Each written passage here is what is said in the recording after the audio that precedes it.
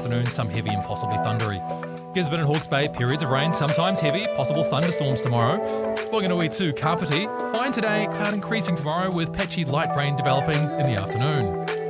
Now for Nelson and Bulla, it's fine apart from isolated showers in Bulla today and everywhere from tomorrow evening. Wellington, Wairarapa, also Marlborough and Canterbury, partly cloudy today, rain and low clouds spreading south tomorrow. Then for Western Fiordland, Otago and Southland, mainly fine with areas of high cloud, patchy drizzle about coastal Southland and Otago tomorrow evening.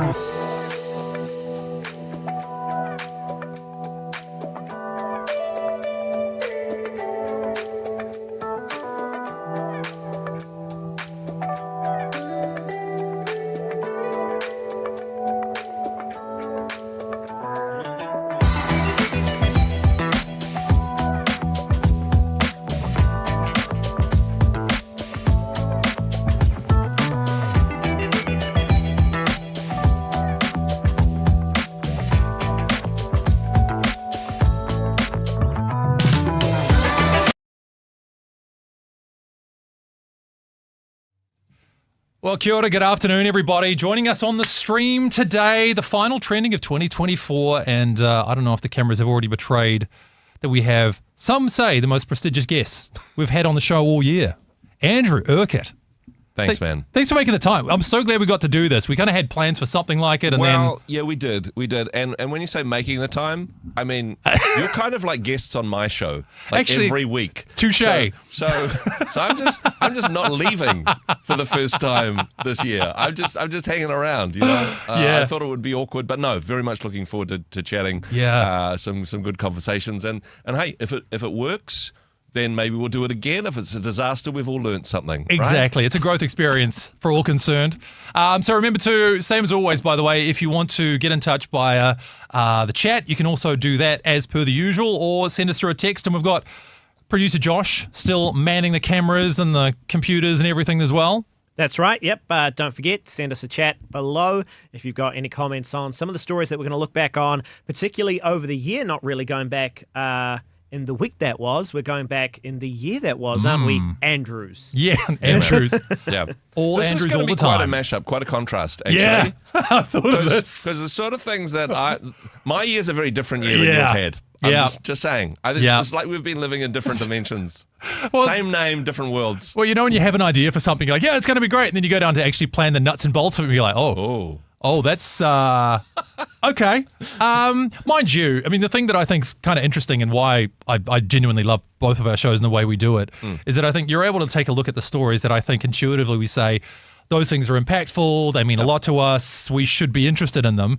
Whereas mine is kind of like, yeah, but this is what you're actually interested in, even though you pretend you don't. So it's like holding up that mirror that says, you know, this is your ideal you and this is the actual you, and they're both together today. Algorithm says no. Yeah, exactly. Algorithm says no. Yeah. Is there anything in particular that, as a teaser, that was a highlight for you, just intuitively, off the top of your head? In terms of your show? No, for you. For mine, it's just a series of lowlights. What's my favourite moment of trending in 2024? Well, being able to take a lunch break. I'll be the honest You're answer welcome. to that one. That's the least I could do. Good, And hey, for 2025, 5-day-a-week trending. What do you reckon, guys? that'll work. Well, right? Look, we got some changes around here in the new year, so it's worth a conversation with the powers that be, isn't it? Well, I don't know. And you just have so much more scope and you'll be able to focus on, Exactly. I know that's just you working harder and me skiving off and having a lunch break, but, Well, you're happy and that's the thing that matters to me the most. Well, look, everybody, we've got about 2 minutes or so until we're actually live proper. So just again, thanks for joining us with a pre-show component. Get ready with your questions or observations or whatever. And even if you just want to send a message to Andrew and tell him what a fan you are and that we should stop stealing an hour of his show once a week. And, One of the funniest actual things on trending, though, and this will probably come up, was the week where the world was going crazy about the hikoi. Yeah. And most of New Zealand was in Wellington with flags. Yep. And that was not the main trending topic at exactly. all. It was a 50-year-old man getting pummeled to within inches of his life. And I love the fact that you think, oh, surely this is the main story, and no, it's some spat between hip-hop artists you've never heard of. Exactly. Some geriatric boxer. Yeah, exactly. In his last throw of the gloves, I suppose. But that's exactly it, right? Yeah. So I know we're going to be talking about that a little bit anyway, and some of the combos that you had. That was a spoiler for where we're going. But. Well, at least they know, Andrew, with your stuff, we're going to have some substance as opposed to the deleterious fluff. Well, I don't know. I'm just chasing the news. You guys are making it. Yeah. All right. Well, let's get ourselves ready. We're going to flick over to live, everyone. When you hear us again, it's going to be trending with Andrew, and then what? Honorary Andrew? Is that what we're shooting for? Sure, I'll take it. Yeah. All right. Live in a second, team.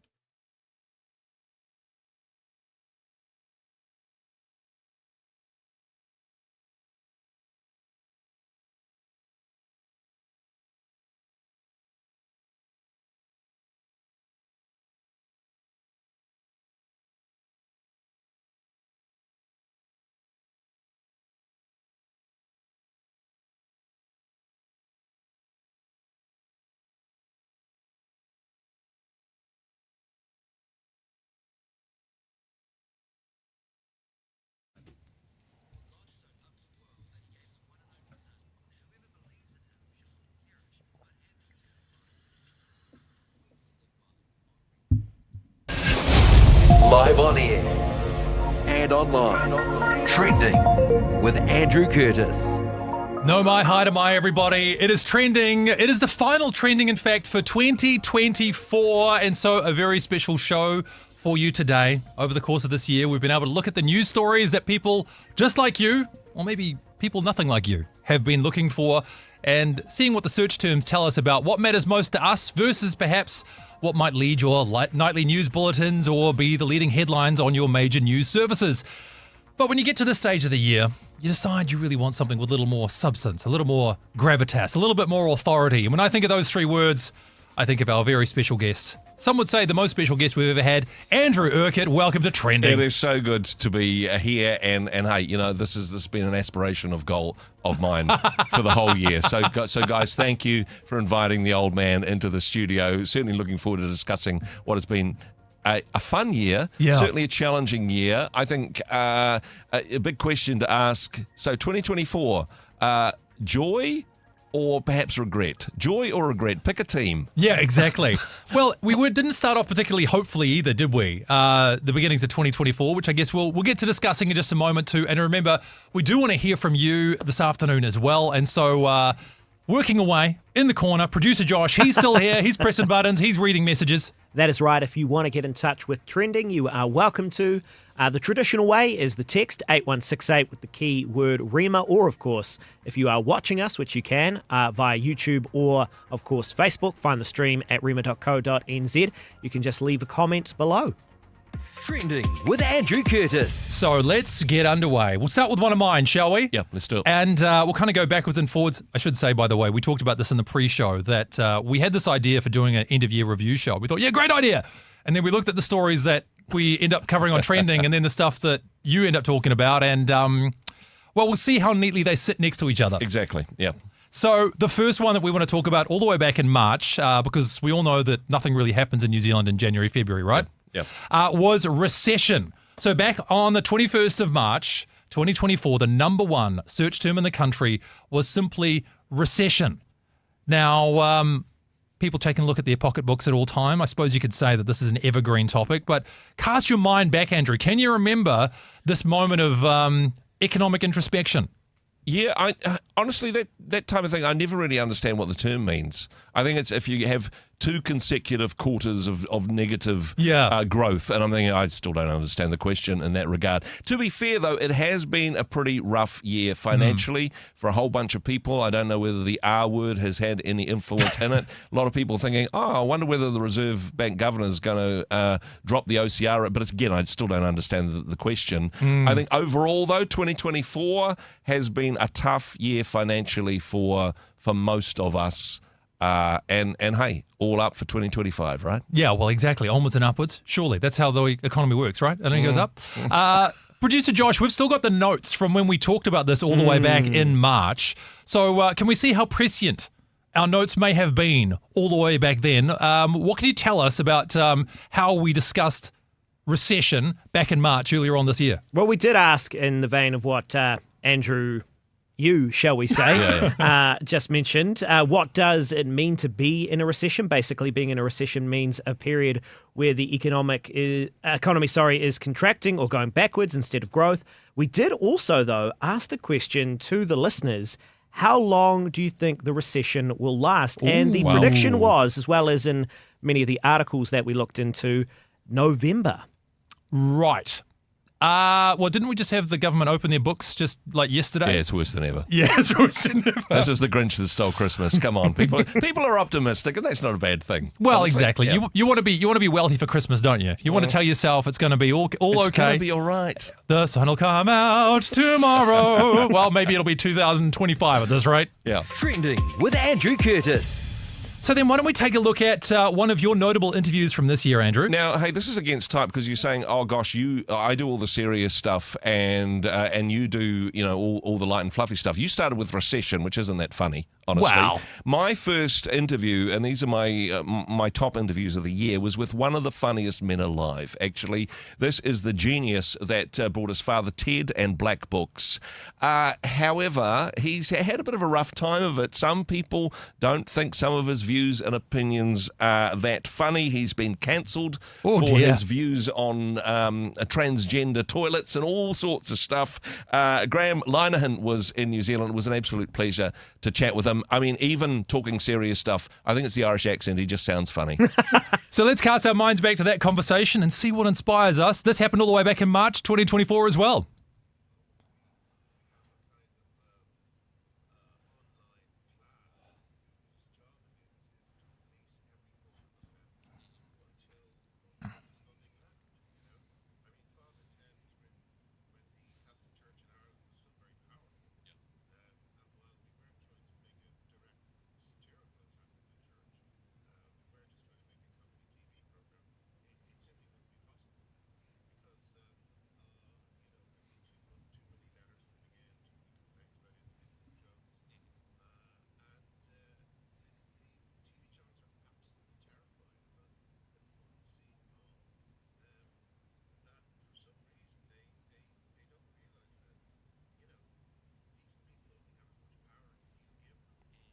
Absolutely hilarious, isn't he? Oh, laugh a minute. What's that all about, Ted? Can Come we on. just say, though, cancellation, is that still the word of 2024 or... Yeah, no, I think that goes back a year or two, but I don't know. I think maybe the worm has turned. Free Speech Union, who, can I just say, most of my interesting guests, thanks Free Speech Union, they brought them out to New Zealand. But I think possibly, definitely here in New Zealand, people are going, you know what, I don't like being told what to think and what to say. I don't like my freedoms being taken. I think there's a strong movement in New Zealand and even globally to say, we're not going to take it. Yeah. Yeah. I wish there was a song we could sing at times like this. Exactly. I've got a similar haircut. Exactly.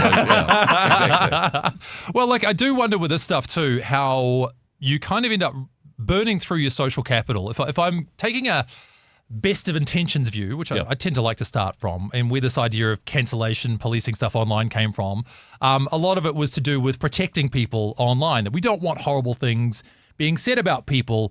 However, I mean, it seemed to me once people realized that there was power and leverage in doing this, the kind of the terms of what was considered unacceptable got broader and broader until, and maybe this is what you're discussing too, people suddenly realized, you know what, there is actually no pleasing you guys. You're not actually in this to keep anyone safe anymore. Let's weaponize caring for people and use it to attack people we don't like. I mean, are we still caring? I don't know.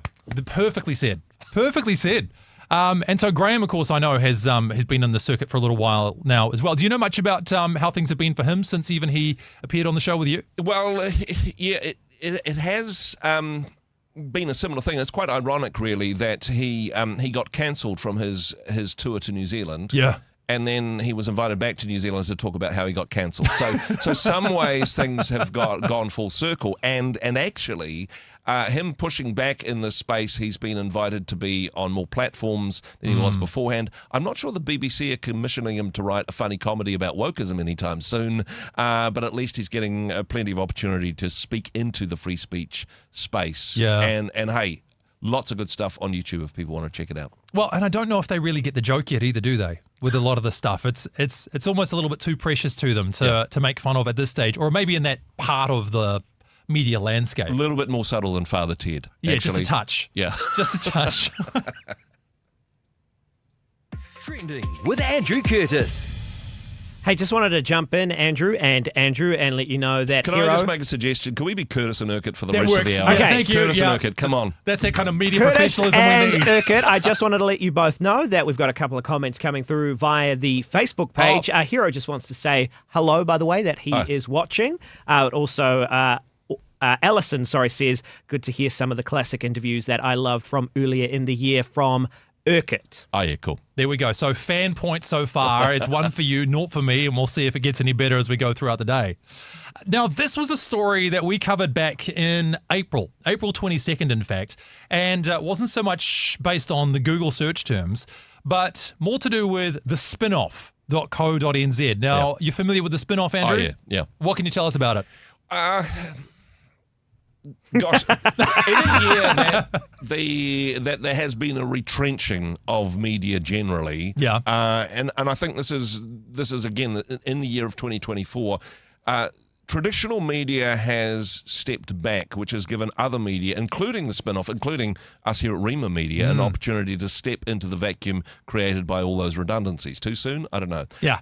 But actually there is opportunities for different ways of doing media, different models of financing that. And honestly, I think it's a good thing. I wouldn't necessarily agree with everything written by Spinoff, but I salute the fact that here we have independent media being able to have a voice, being able to raise the bar on intelligent conversations on issues that are important to us. Well, I would say too, for those who are unsure about the spin-off, would it be fair to say they have a somewhat heavy leftward lean? Well, yeah. Yeah, you can spot it from orbit. But Yeah, anyway. I was going to say bent, but I don't know if you're allowed to say that these days either. Like, exactly. You know, with cancellation in mind and so forth. So what caught our attention about this one, though, Andrew, was how it showed the changing perspectives on relationships. And there was a particular headline, "Dreaming of My Not Wedding Day." Now, this was the second most popular article on the spin-off in April 22nd. And it says simply this: what does a forever relationship look like when you don't believe in marriage, and how do you celebrate it? It sounds cheaper. Doesn't it? Imagine what you could do with the money you saved, just saying. Yeah. So now in this case, we don't have a video from this one to play you, but we do have some of the text from the article that we can read through.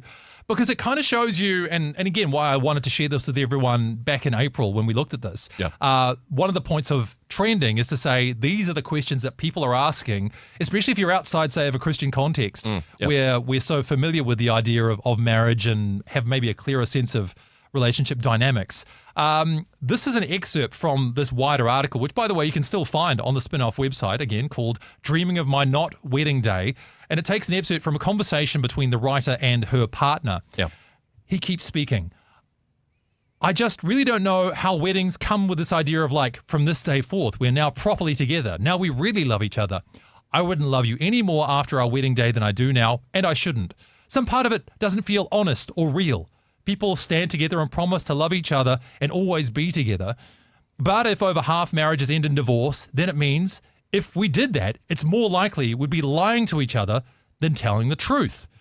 They go on to say, I do want something with you, a way to celebrate and honor us. But I would rather celebrate our 5 years and what we've built together than promise each other a future that we can't see. Wow. Isn't that romantic? It is so romantic. Although, I mean, a couple of points on that one. Firstly, they've been married for 5 years. Okay. Yes. Biblically and biologically, they've been married for 5 Touche. years. They just didn't have a ceremony. Yeah. Right. Secondly, actually, I think this is part of the way the culture's gone. Too much of it is about the wedding day, not enough of it on the marriage. That is Whether a or not you've great got a point. marriage certificate, let's actually take the energy of putting an expensive wedding together, Yeah. and put that into investing, having a long-term relationship. Now, I'm not wanting to say, hey, this type of relationship is good and Sure. people shouldn't have that type of relationship, but actually, let's push back against those awful relationship breakup statistics. Let's have long-term committed relationships, whether or not we're spending tens of thousands of dollars on a day out in the sun, right? I actually wanted to remind you, Curtis, and maybe get your opinion, Urquhart, and I'm still getting used Well to done. this. It's like Thank being you. back in high school. On one comment, one quote from the article that we picked up on, I remember back when we spoke about this, I promise that I will love you. This is a moment where they're reciting some more rational vows, I should Oh, yeah, say. yeah. I Yes. promise that I will love you in this precise moment, and I will reevaluate that love constantly based on your behavior towards me. That's so Super beautiful. good. Yeah. Oh, I love it. Terms and conditions applied. Don't forget to read the small print, right? You know what I feel we need a little more pushback on as well is some of the straw men that we have to deal with from people who want to tell us that marriage is outmoded. I don't know if you've heard this one before too, but where people say, well, I don't need a piece of paper to certify my relationship. A piece of paper doesn't matter to us. And I feel like that is emblematic of people who have a conversation about marriage with others who are not married. Yeah. Because I've never met a married couple who say, what was the best thing about getting married? And say, well, I just really felt like we needed a piece of paper. Yeah, yeah. Like I just think, you know, when I proposed, I said, would you I'm in it for the sign a tax piece of benefits paper? myself, Exactly. you know? That's why I decided to do this. So, I mean, you can hear already in a lot of this article, and I mean, what an eye-opener too, that these are the rationalizations that you're left with once you decide that, yeah, maybe marriage is just a commercial, a living arrangement.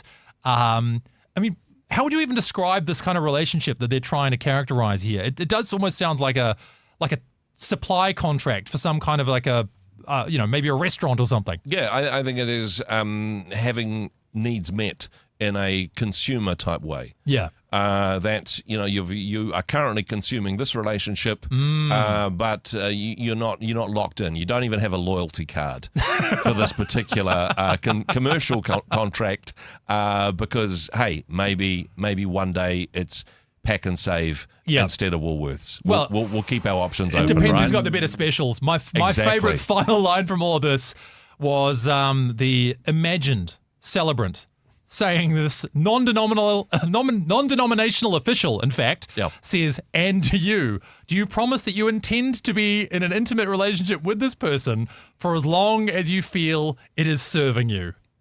Wow. Beautiful. Trending with Andrew Curtis.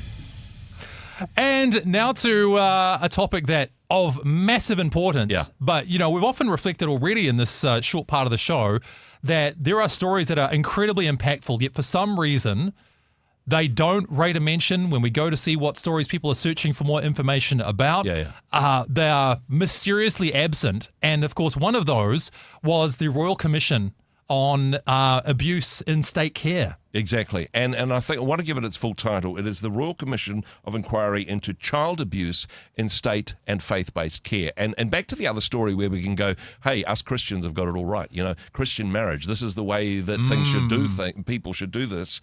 But actually, this is such an important conversation because it's not just the state. It's not just those people over there. It's not just these people who are bad.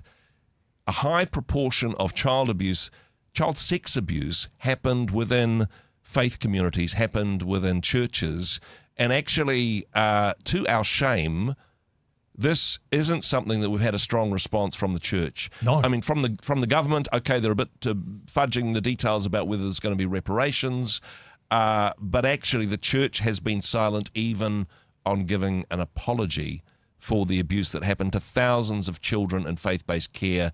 I mean, make no apologies, this is a serious topic, but it's one which we need to highlight. We need to shine a light into these dark places because it's absolutely awful what some people have gone through. I had a panel discussion with 3 people, all of whom were abused as children in faith-based facilities.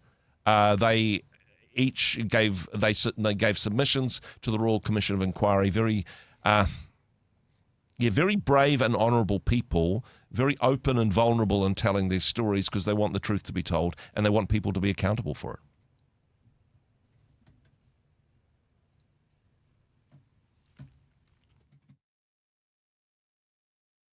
Re-traumatized. Yeah, But you do. I felt I needed to work through that and do it. And thankfully my husband was there, my family were there supporting me, and I needed that. But also I was just as horrified to hear some of the other stories. Yeah. It was not only difficult to tell my story, it was difficult to hear other survivors telling their stories. And that's why it became the biggest Royal Commission of Inquiry that New Zealand's ever seen, because the scope was just huge. I don't think the Commission, I don't think anyone knew just how many survivors of abuse were out there.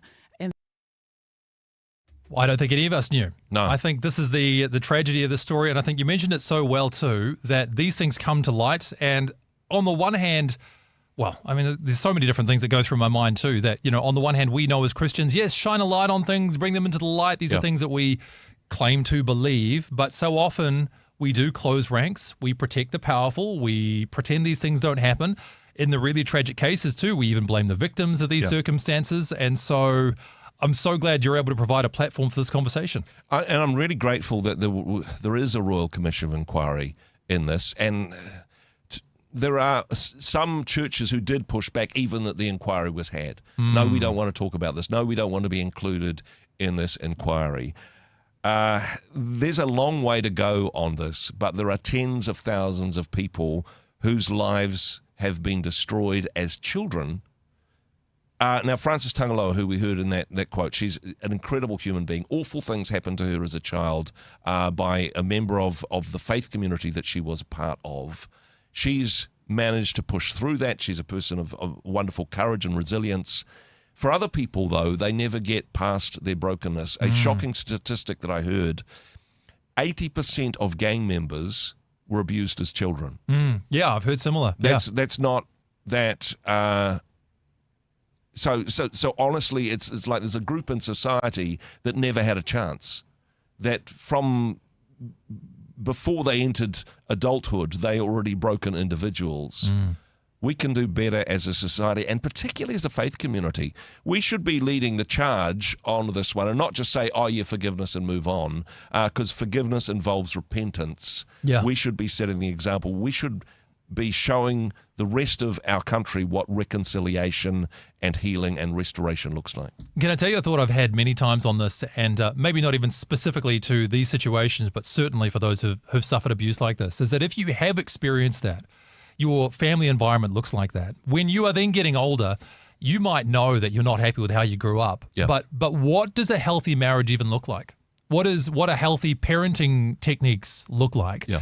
to me, one of the best things about a church functioning well is not even so much about the doctrine and the songs that we sing, but even the fact that you have groups of people who maybe would never overlap. Those who come from these broken homes might be difficult to love, difficult to know. Yep. They can come somewhere and at least see, oh, look, it looks like that husband really loves his wife. Huh.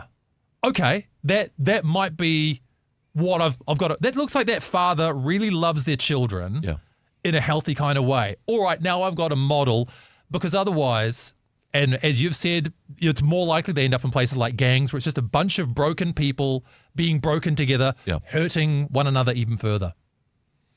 And I think, particularly as Christians, I mean, there's jokes around about this, about sexual abuse that happens in churches, and I think that's awfully inappropriate. But there's some truth behind it, actually. And I suppose as the Christian community in New Zealand, we want to be known for better things. Yeah, we want to be known for the love that we show, not the brokenness that we bring. We want to be shown for people that stand up to support those that are afflicted, stand up against injustice. Trending with Andrew Curtis. Let's continue to look at our year in review then. And if we go back now to the month of June, something that deeply impacted those who live north of Auckland, it was your number one search term in the country on June the 19th, Northland power outages. Oh, yeah. What a moment that was in logistical brilliance. We had a couple of guys who went up to work on a power pylon and, it didn't go to plan. We can talk about it more in a moment, but as a refresher, here's a story from One News trying to outline what may or may not have gone wrong in Northland. Some of Northland remains without power tonight, with a widespread outage across the region. It closed schools, caused shops to be shut, and warnings have been issued to stay off roads and conserve water. A pylon toppled near Warkworth about 11 this morning. Staff were on site at the time. An investigation's underway. The outage affected Northland and the far north. Some electricity was back this afternoon, but with restrictions, as less power is available than there normally would be. Helen Castles reports. School closed early at Kaitaia College and across Northland today after a widespread power cut plunged the region into darkness. Businesses already counting the cost. We got through COVID, we've sort of staggered through the year of rain and the cyclones. We felt like this was our year.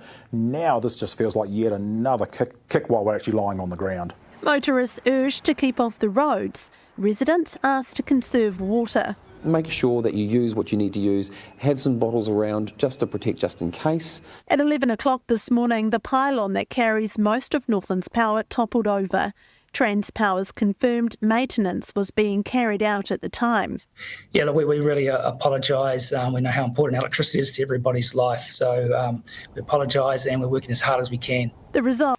Hard as they can. Well, of course, more details started to emerge after the fact about how this had toppled over. Do you remember the details here? Well, I think there's a couple of questions. Firstly, how many bolts should you take out of a pylon at once whilst you're doing the maintenance? And how many, electricity workers does it take to change a light bulb? Well, I think one thing I can say definitively is that taking all the bolts off is probably the wrong answer. Bad answer. Probably not what you should do. Yeah. But it turns out that's exactly what they did.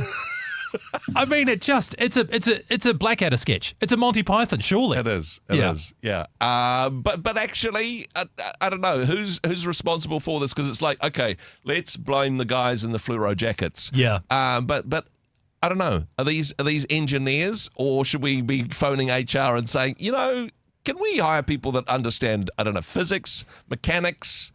It's one of those things where I think people are tempted, and this is maybe a wider governmental thing too, they're tempted to be seen as, acting definitively on a situation that I would be shocked, maybe not, maybe you never happens again. Because the power was cut, right? Dude, this is why you're wasted on your show and should be part of mine all the time.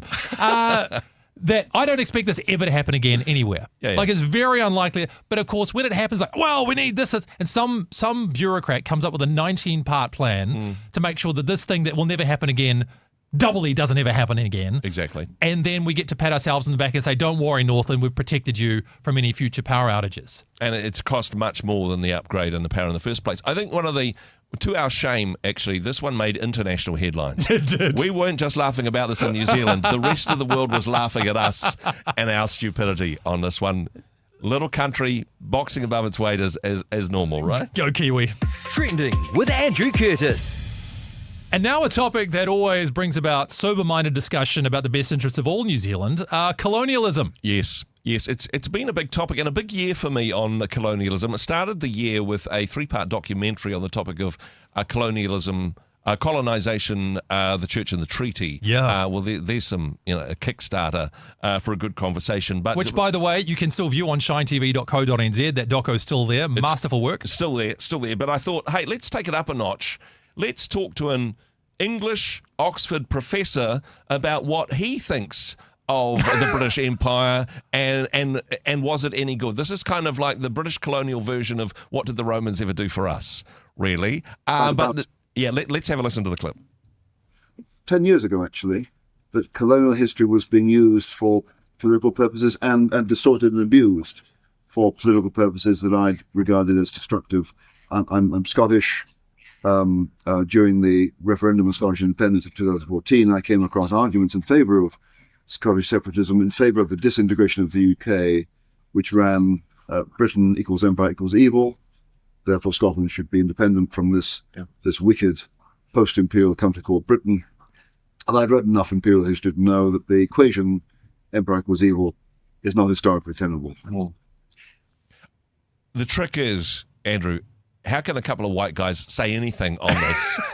We're in trouble for a start. And of course, we've benefited from colonialism and our ancestors coming over and taking all the land and repressing people and all those sorts of things. I mean, joking to one side, the outcome for Māori in New Zealand is representatively worse, and there are some negative impacts of colonialism. But look, let's deal with the outcomes and put policies in place for better outcomes rather than revisionist rewriting of history to say that if you're white, you're bad and you're evil. Right? Yeah, well, and this idea too of, say, one culture conquering another. Yeah. This is universal. This is human history that goes back since day dot, which we kind of know on the one hand, but at the same time, why is it so? I mean, part of me thinks I know the answer to this, but I'll ask the question anyway. Why is it so hard to say that in sober-minded discussion that may or may not need to be had on mainstream, dare I say, in air quotes, media? Yeah, I think there is a victimhood industry that is benefiting from a historical narrative that says these are the good guys and these are the bad guys from history. Circling back to my documentary series from the beginning of the year, unfortunately in New Zealand, the missionaries are the bad guys. Yeah. They are the Nazis of our history books, actually. Not based on anything historically true. Also recommend Nigel Bigger, who we heard a clip from. He's written a book on colonialism. I heard a subtitle of that should be 2 Cheers for Colonialism. Because also recognising that some awful things happened under British colonial empire, but it's not all bad. Yeah. And there are perhaps some things we can celebrate as a nation which involved influence from Europe, including Christianity. Actually, let's not literally throw out the baby with the bathwater just before Christmas. Well, and to recognise that there are things within, say, British culture that even the fact that we are now repelled by the things that happened under the colonial practice are undergirded actually in principles also established through, dare we say, the Judeo-Christian worldview, that idea that, the powerful should not use that force upon the weak and powerless and take from them what is theirs.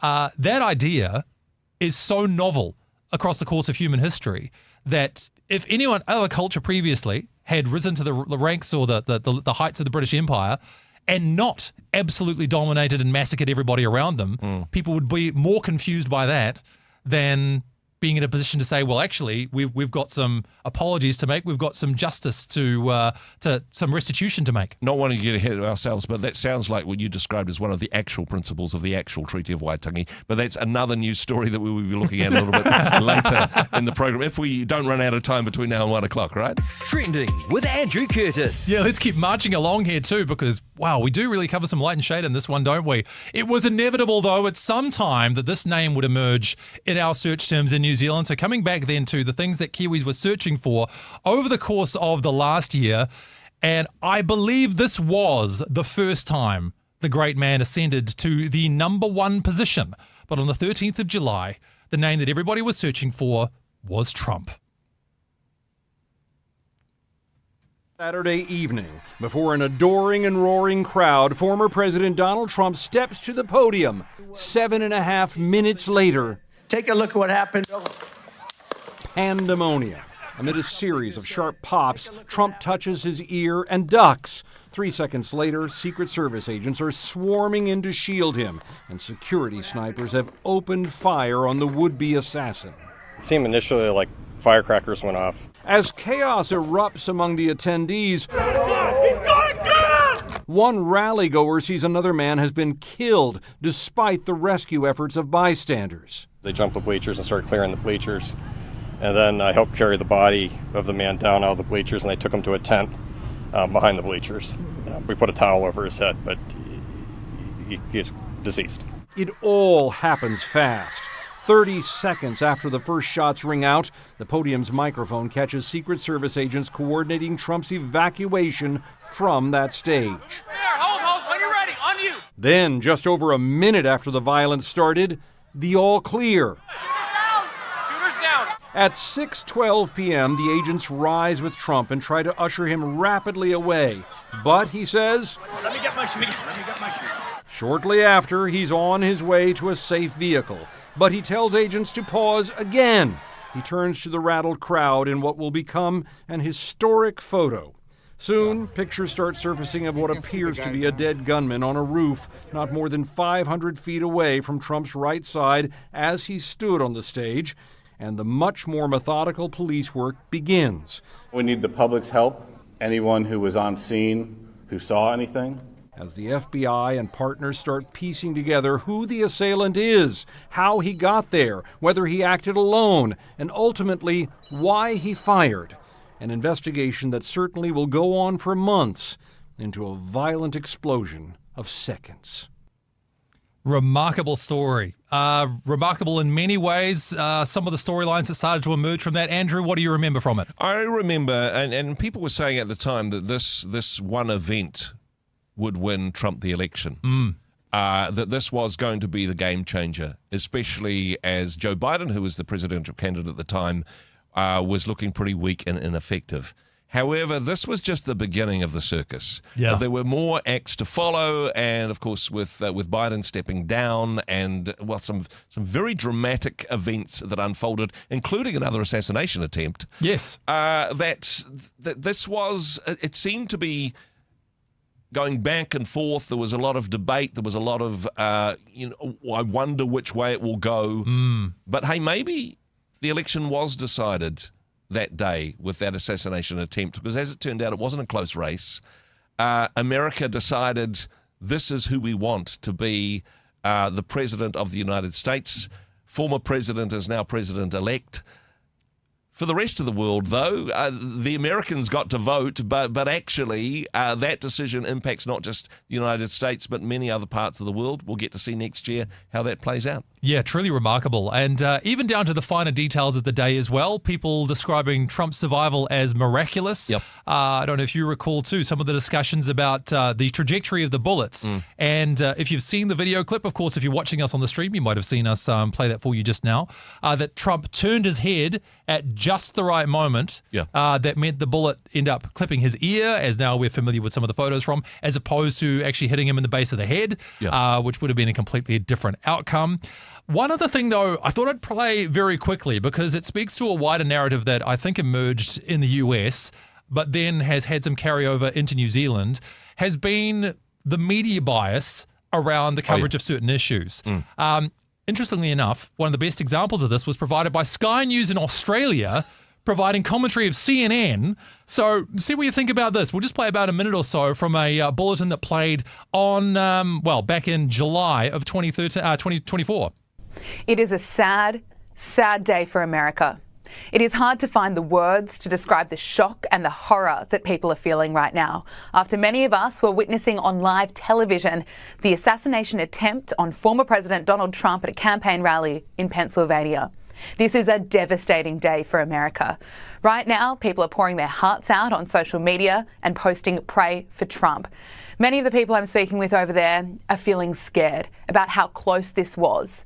Looking at the still images, you can see the bullet that pierced his right ear as he gets up with blood smeared on his face. Look what happened.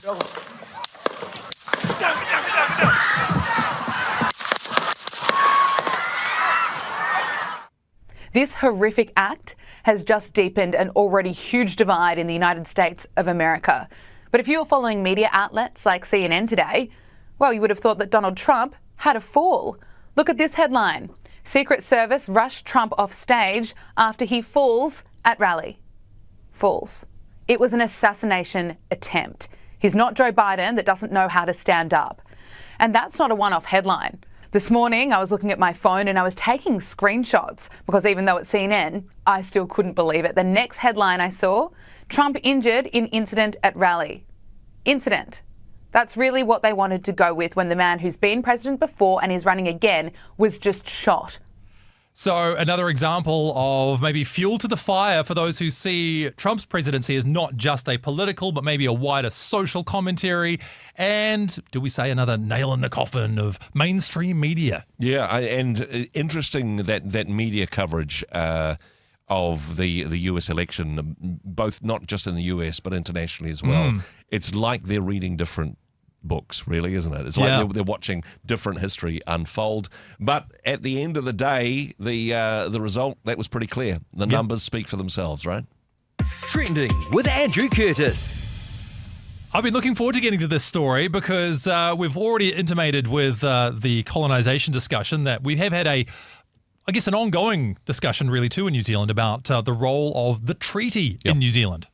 Yeah, and this was an important one to do, I think, because, again, there is different viewpoints, different narratives, depending on which media you watch. Different people with different views about what happened back in the day, different people with different interpretations of what the treaties mean, and people with different views about whether or not there are more than one treaty and whether they mean different things and whether or not this is all a conspiracy between the colonizers and the church to trick Māori out of their sovereignty. Some robust conversations, and I thought, well, hey, it would be great to have a panel conversation about this, but then I thought, this is too deep. We need 3 panel conversations, 3 panels, 3 weeks in a row, and made a point of, for each panel, I would pick somebody who is coming from a theological perspective, somebody who's respected historically, and a bit of a stirrer as well. And if any of those panelists are listening, you know who you are in that panel lineup. But certainly some challenging and robust conversations on what is going to be an important issue for us, not just this year, but heading into 2025 as well.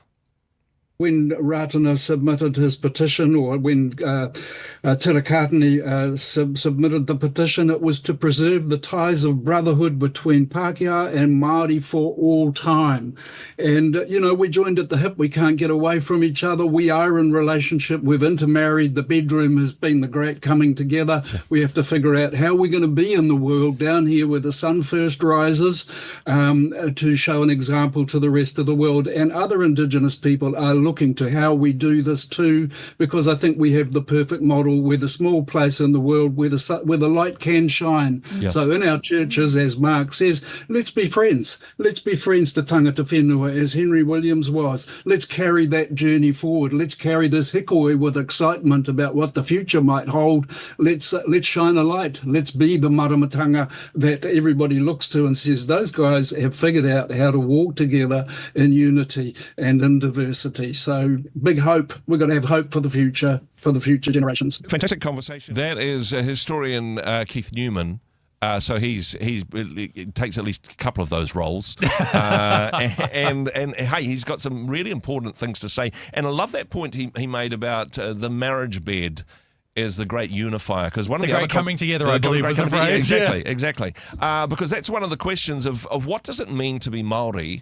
What does sovereignty mean now? Is it different than what it meant in 1840? And what does the crown even mean? Because the crown no longer means a teenage girl in England. Yeah, well, that's right. What it meant in 1840. But for us here in a democracy where all people get a vote, that means something different. And what Māori meant back then, as a series of sovereign tribes with rangatira, with their territories and their mana, that is something different in a multicultural society where actually what it means to be Māori also means to be Pākehā in just about all circumstances.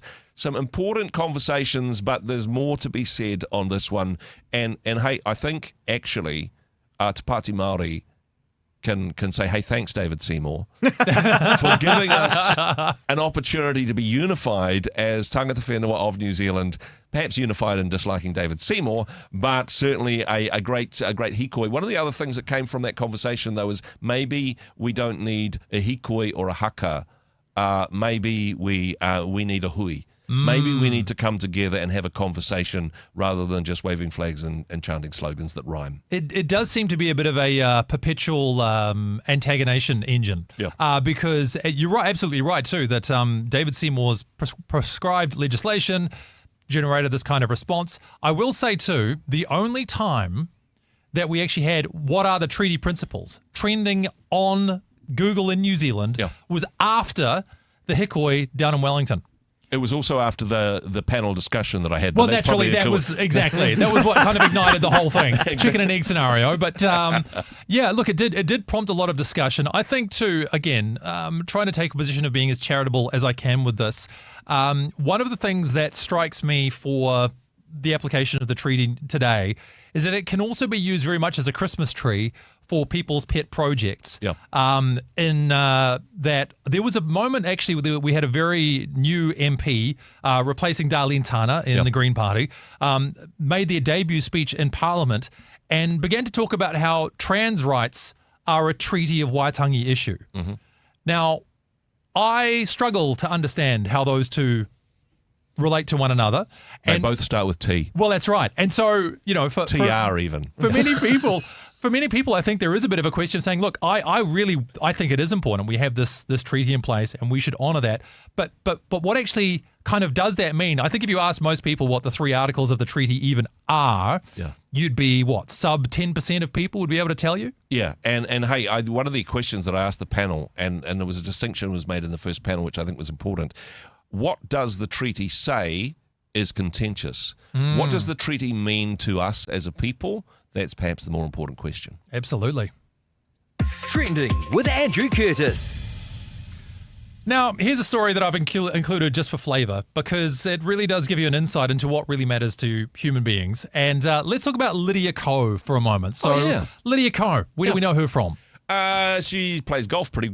She's pretty good at golf. Yeah, she's not too bad. Actually. She's not too bad. She does okay. She had a pretty good year. She got herself an Olympic gold medal. Yeah. She went on to win herself another tournament, another major, got herself into the Hall of Fame, so on and so forth. So, we did some searching on the 28th of August this year, and the number 6 term in the country was Lydia Ko husband.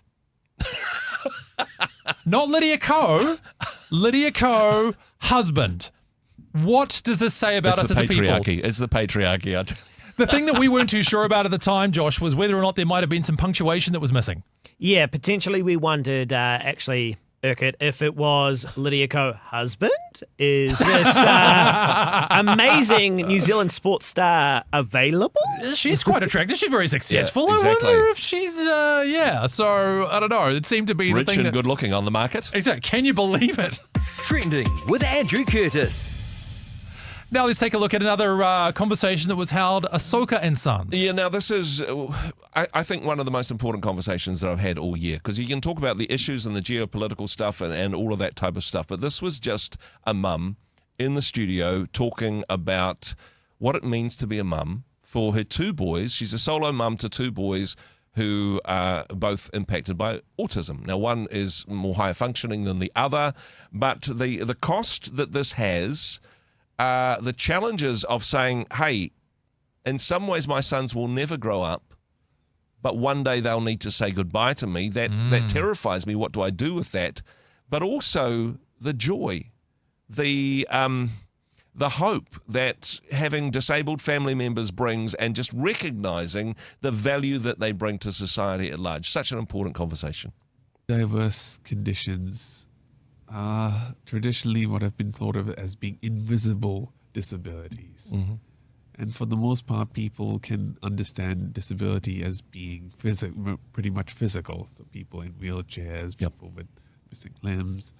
It's a lot harder for them to understand that there's a difference between mental illness and neurodivergence.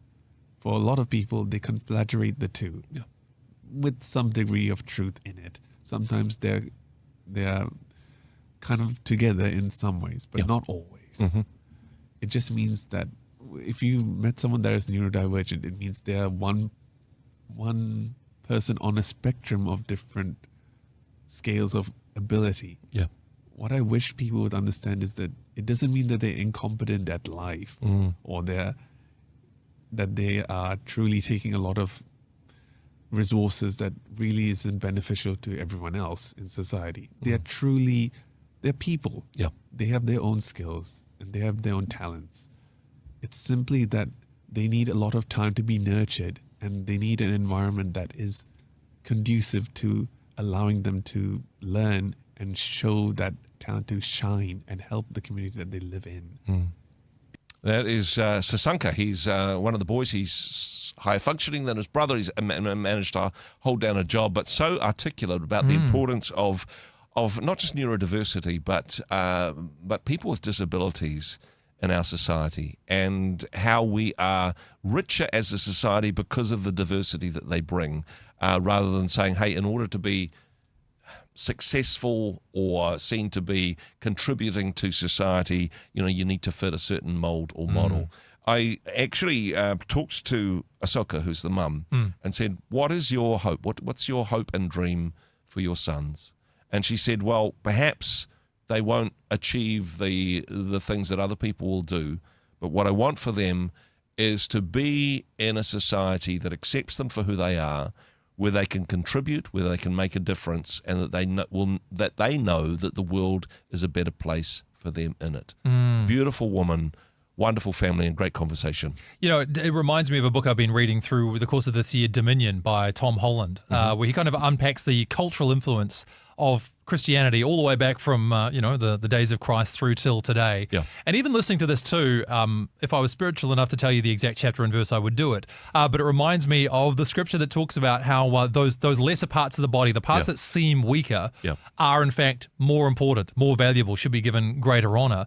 And first and foremost, as Christians in New Zealand, I think we can often play defense a little bit about our place and our role in cultures today. Yeah. But this idea that people who may be more vulnerable, maybe weaker, if we're to use that term, actually have value just intrinsically for who they are, that is something that you can draw a direct line through the history of the church and its impact on our modern culture. I agree with that, but I would also add to say that's what the church should be, but often we fail to measure up to the high standards of Scripture in that regard. Trending with Andrew Curtis. Oh gosh, only a few minutes to go on this one. I have a little bit of a clip left that I've thrown in for fun from Andrew Garfield. Wow. Now, this one actually was not one of the higher rating, but it was kind of adorable, and so I thought, in light of everything else we've talked about, it might be nice to provide a bit of contrast here. But Andrew Garfield went on a bit of a media blitz for one of his more recent films. This is in October. Yeah. And had an incredible conversation with one of the great oracles of our time, Elmo. Wow. And listen to this little conversation, this snippet, talking about grief that Andrew Garfield had with Elmo back in October of this year. Oh, Mr. Andrew? Hey. Hi. Elmo's going around Sesame Street checking in on everybody. So Elmo wants to know how Andrew's doing. Oh, I'm so happy to see you, Elmo. You have no idea. Elmo's happy to see you, too. Well, I'm doing okay, Yeah? Well, what's going on? Oh, I don't know. You sure you want to listen? Oh, Elmo, would love to listen. Oh, I'm just thinking about my mom today. You know, she passed away not too long ago. And, you know, I just miss her a lot. Oh, I'm almost really sorry to hear that, Mr. Andrew. Oh, no, it's okay. You don't have to say sorry. It's actually kind of okay to miss somebody. It is? Oh, yeah. You know, Elmo always feels really sad when he misses somebody. Oh, yeah, me too. Me too. But, you know, that sadness, it's kind of a gift. It's kind of a lovely thing to feel, in a way, because it means you really loved somebody when you miss them. Wow. Wasn't that just adorable? Now, you included him mostly because his name's Andrew. Well, naturally, it's all Andrews all the time around here, but nevertheless, an iconic moment from 2024. Exactly. With great power comes great responsibility. The wisdom of Sesame Street. Gosh, that's a tough act to follow. Yeah. But I'm bringing it All right. for our last one here. And the reason I've included this is because I know that you were so jealous that I got to interview Peter Boghossian and you didn't. So jealous. And honestly, some people will go, oh, why would you want to interview this guy? He's an atheist. You know, he's an atheist evangelist. He's made it his life's mission to take Christians and turn them into atheists. Yeah. But actually to have a robust conversation, not just about, you know, I believe this, you believe that, but the importance of both of us having the freedom to express the reasons for the faith that we have, and to do so with gentleness and respect, as it says in the scripture. In fact, Peter quoted that scripture to me in our conversation, which I think is points for me. But some important things to say about freedom of speech and the way in which we communicate what we believe. Communicate messages. We think, oh, if this person had this body of evidence, they'd just believe this. Or if they had this data point, all of a sudden magically. Well, no, I mean, obviously that's not true. Like, that's just silly to even think that. So you need a different posture, if you will. You need a different way to approach those conversations. But if someone's listening to this and they're stuck with a family member, the most important thing is to just listen and figure out what they believe and figure out why they believe it. And so then there are other things that you can do. You know, that alone is like a lifetime project. But you can ask questions like, what should I do if I believe this? What is a mistake in my reasoning? For your reasoning, what would it take to change your mind? That's probably the most important question anybody could ever ask, because it's about God or not God or wokeism. Someone believes something. Oh, someone's born in the wrong body. Oh, well, what would it take for you to change your mind? What would it take for you to change your mind? What a question. Yeah, exactly. And hey, maybe I'd still ask that question. Peter Boghossian, you believe that there is no God. What would it take to change your mind? And certainly one of the things that he said is that he has more in common with his Christian friends than he does with some of his atheist friends. That, I don't know, I'll put him down as an undecided voter in that regard. It was a great conversation, and again, thanks to the Free Speech Union. They brought him out here to New Zealand, and yes, just so important to be able to engage with people that we disagree with, especially as we're heading into Christmas. Let's talk to that uncle about what he's been watching on YouTube recently, see where that one goes. Well, right? I mean, I've watched that full conversation as well, as I do with absolutely every one of your interviews, obviously. But for this one in particular, and that answer that he gave, I know, was in response to a question you asked him about how to have these conversations then with people who may have very opposing views to ours. Where do we begin with this kind of a conversation? And, you know, great to see somebody who can model that as well, even though, as you say, he comes from a very different worldview. It is an important one to have, I think, because if we, and this in some ways circles back to the hikoi, if we're just holding our flags in different corners, yelling slogans at each other, where is the love of God in that? Where is the transformational difference that we're going to be celebrating less than a week from today? Seriously, it's a week today, guys, until Christmas. But how can we celebrate the incarnation in the way in which we respond to people that are different than us, different in their abilities, different in their politics, different in the conclusions that they've come to about life and what's important to them? Can we bring some grace into that space, especially at Christmas time? I'd like to hope so. Maybe that's my prayer for the new year, right? I can't think of a better way to wrap up a conversation of the news stories of the year with a reflection of what really matters too. So, Andrew, I'm so grateful for these conversations you've been able to have and the fact that you could join us today. And Josh Beatty sitting there quietly ticking away on buttons and reading messages that have gone throughout the day. Yeah, a few more came in to say, by the way, to both of you that it was such a fantastic show. Really enjoyed both of the content that came through. I will not go into details because we've got to wrap on up, but a lot of love being shown, too much, right? Exactly. Shown on the stream.